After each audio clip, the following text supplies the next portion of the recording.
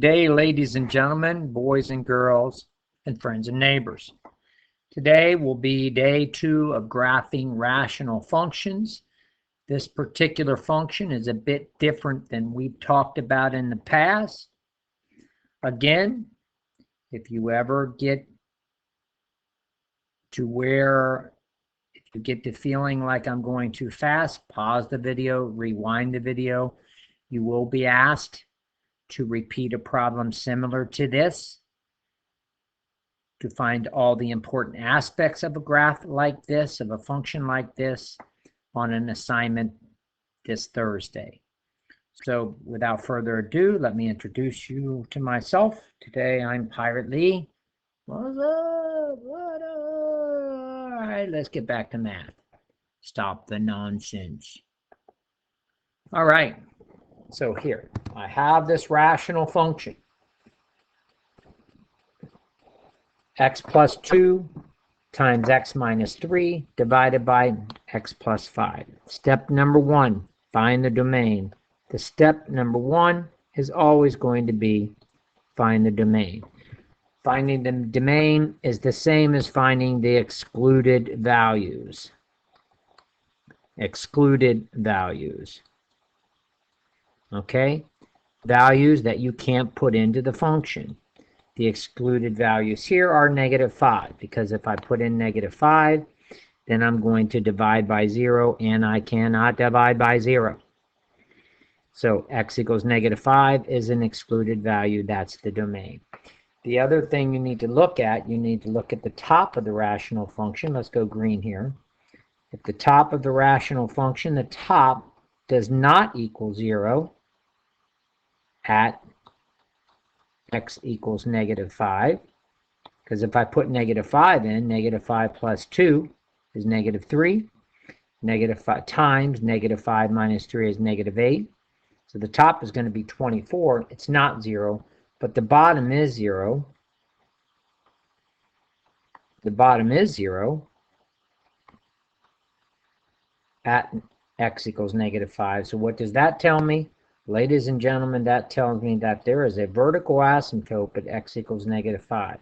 This explosion, this line on the graph that's dotted, that's vertical. So the vertical asymptote is x equals -5. Let's continue down here. Let's find the y-intercept of the graph, and all I've done is trying to get that off there. All I've done is rewrote the function here so I could see it further down the page. And what am I going to do? If I want to find the y-intercept, I'm going to let x equal 0. I'm going to put 0 wherever I see x.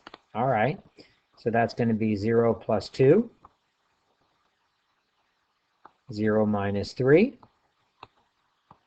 over 0 plus 5. And we know that 0 plus 2 is 2. 0 minus 3 is -3. I have on top 2 times -3, which is -6. On the bottom, it's 5.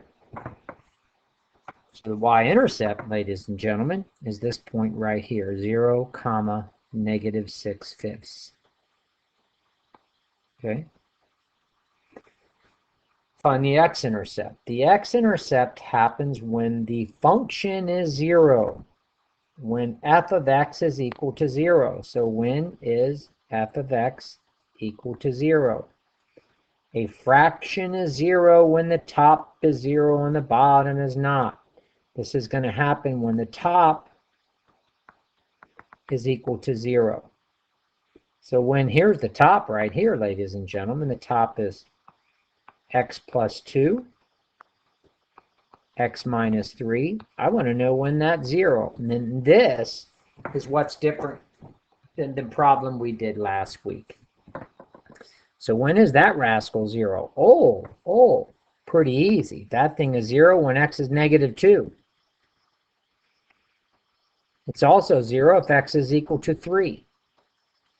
And what I need to do is the bottom 0 at those points. Nope.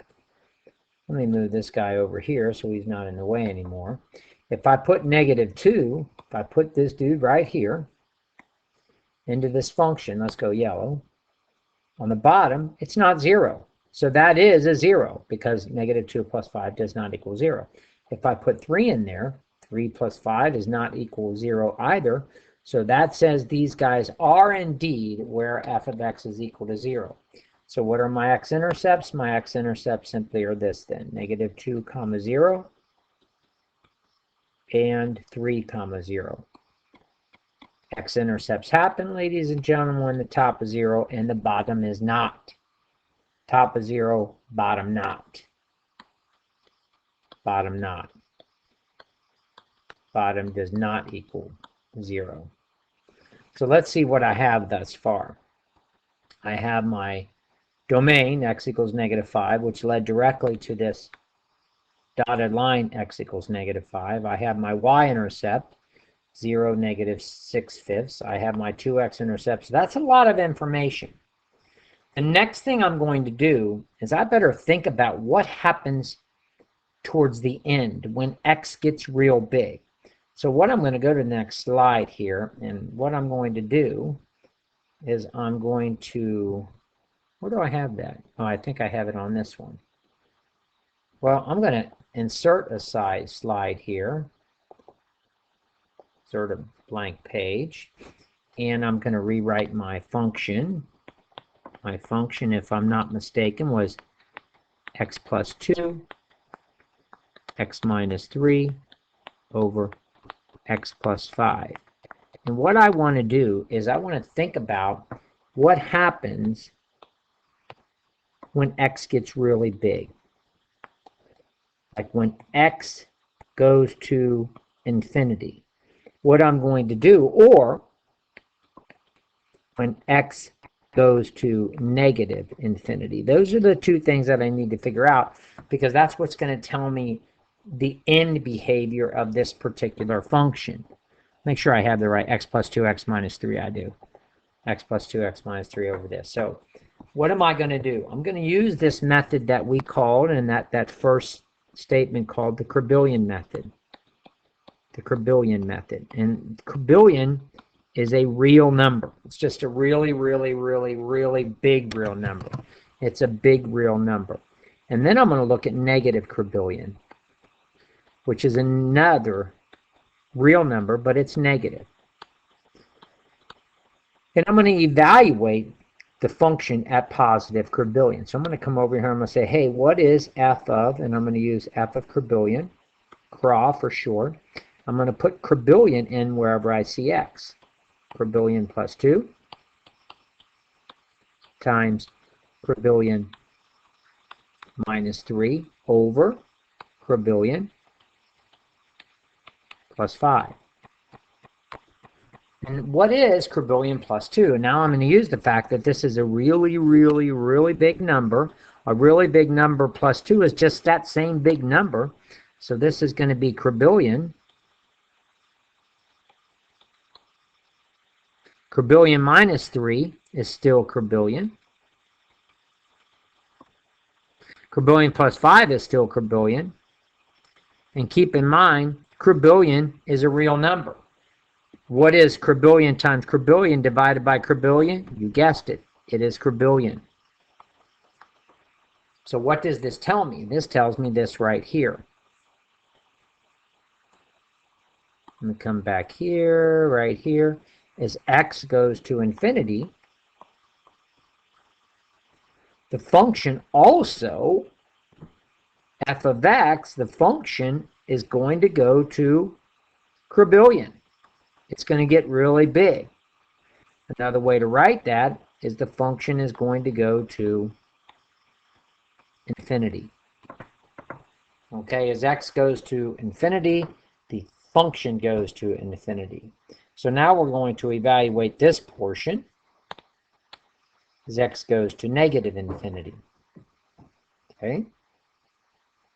So what am I going to do? I'm going to evaluate f of x at negative Cribbillion. So let's come down here. Let's rewrite our f of x. F of x is going to be x plus 2. And the only reason I'm doing this is because of the size of my page divided by x plus 5. And I'm going to put negative Cribbillion in. I'm going to do f of negative Cribbillion which is equal to negative quadrillion plus 2 times negative quadrillion minus 3 over quadrillion plus 5. Negative quadrillion plus 5. And now, what's negative quadrillion plus 2? You guessed it, just negative quadrillion. What's negative quadrillion minus 3? You guessed it, negative quadrillion. What is negative quadrillion plus 5? You guessed it, negative quadrillion. And so what do I have? I have negative quadrillion times negative quadrillion divided by negative quadrillion. You guessed it, that's equal to negative quadrillion. Negative real big number. So what does that tell? That tells me as x goes to negative infinity, because we're talking about negative quadrillion, where does the function go? The function also goes to negative infinity. And I'll show you how to graph those in a minute. So we're going to come back to those two statements. We're going to look at this statement. We're going to help these statements. These statements are going to help us make the graph. And we're going to look at this statement right here. Okay? So let's see what we have right now. So thus far we have the domain. We have a vertical asymptote. Okay? We have the y-intercept. Bam. And we have the x-intercepts. So let's go to our graph here. This is what I have. I have the domain, which gave me the vertical asymptote. I have the y-intercept. I have the x-intercepts. And I have this vertical asymptote. So here we go. Here's the graph. Okay, I'm plotting the x-intercepts, negative 2, 0. The first thing I did is plot this vertical asymptote here. I plotted this y-intercept, 0, negative 6/5.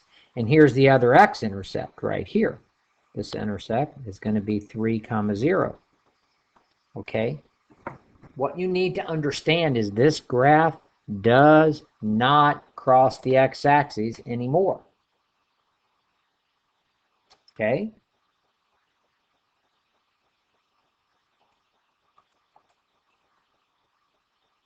So, what are we going to do?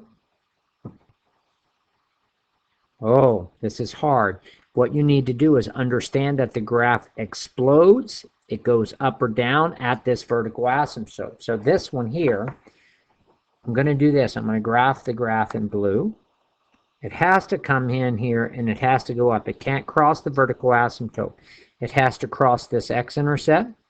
It has to cross this y-intercept. It has to come back and cross this other x-intercept. And I know this. As x goes to positive infinity, this is x going to positive infinity here. The function also has to go to infinity. So all you do is you just keep that thing going like that. The other side of this graph is going to be hard to graph. What do I know? I know that the graph is going to explode up. It's going to go or well, look what I know. Do I not know that if x goes to negative infinity, the function also has to go to negative infinity? So it's got to be negative. And if I put a big negative number in here, let me move this again, please. If I put a big negative number in here, let's just say if I evaluated f of negative, I don't know, 5 times 10 to the 8th, that's a really big negative number. What would the top be? Well, the top is going to be this negative thing. Pardon me, let me write it this way. It's going to be a negative number. Negative 5 times 10 to the 8th plus 2. The 2 wouldn't be anything. What I'm doing is just the quadrillion method with actual numbers. So this is going to be negative times another negative over a negative. Negative times negative is positive. Divide by negative is negative. So that's just another way to say, hey, as x goes to negative infinity, the graph goes to, bam, negative infinity. So what's going to have to happen? What's going to have to happen eventually it's going to have to boo, because it cannot cross that vertical asymptote. So the solid blue line is the graph of that particular function. Kind of tough to do. You're going to have to probably review this. I'm going to erase this other part of it. Okay. So I think the y-intercept is going to be easy to figure out. I think the vertical asymptote is going to be easy to figure out. And I think the x-intercepts are going to be easy to figure out. What's going to be hard to figure out are these two statements here, the end behavior. So what I'd like for you to do, and this is video number 2 about graphing the rational functions. I want you to review this video, and there will be an assignment Thursday of this week that has you graph a rational function that's going to look like this baby right here. Okay, so you're going to have to watch this video to understand how to do this.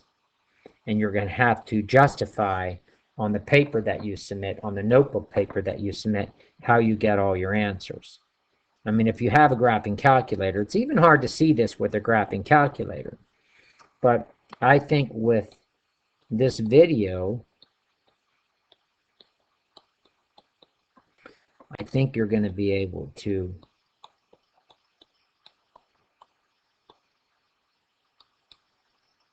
be fine. Alrighty, so I'm going to pause this video now and see you soon.